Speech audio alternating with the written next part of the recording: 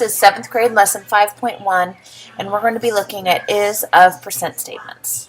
And our goal for today is I can solve is of problems. Now the problems you're going to be looking at are just statements. They're not really word problems. They're going to have words in them, but it's just going to be a single sentence, and what you're going to have to do is put these numbers into a proportion.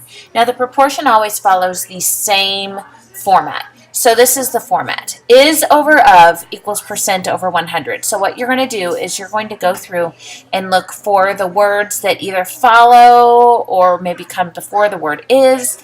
That is going to go in the numerator on the top on the left. Words that follow, or numbers, that follow or right next to the word of go in the numerator, or in the denominator on the left hand side. And then if you're given a percentage, that's going to go in the numerator on the right hand side. 100 always goes underneath the percent. So let's just look at some of these and you'll see how this works. So our question here is, what is 23% of 500? Now we're looking for the words is, of, and then the percent sign. Now here you can see what is. So the is going to be what we're looking for. So we're going to have X in the upper left-hand corner.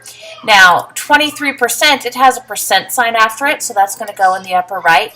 And then of 500, notice 500 comes immediately after the word of, so that's going to go in the denominator on the left. So here is our problem. Is over of equals percent over 100. So we've got X over 500 equals 23 over 100. Now we just cross multiply and solve. So 500 times 23 gives me 11,500. 100 times X is 100X.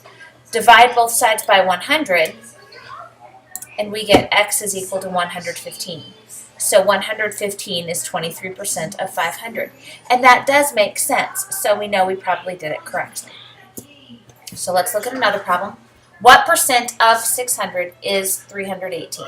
So again, we've got is over of equals percent over 100. What percent? So this tells me I'm looking for the percentage. This is going to be my variable.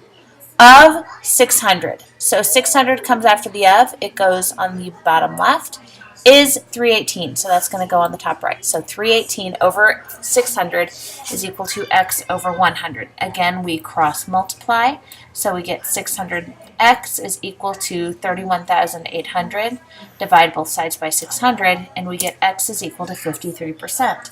So 318 is 53% of 600.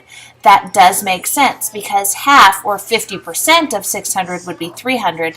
This is just a little bit more than that. So again, we can check to make sure our answer is reasonable. Let's look at one last situation. So 110 is 11% of what number?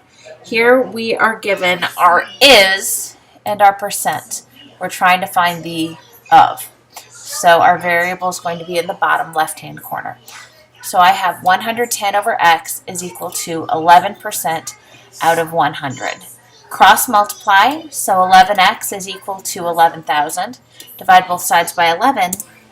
X is equal to 1,000. So 110 is 11% of 1,000.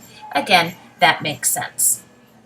So you are going to do some more practice over this, either at the end of class today or tomorrow. Honestly, you're probably going to be given the problems today, and we'll go through it. I'll explain it. It should be pretty self-explanatory. If you have any questions, just see me.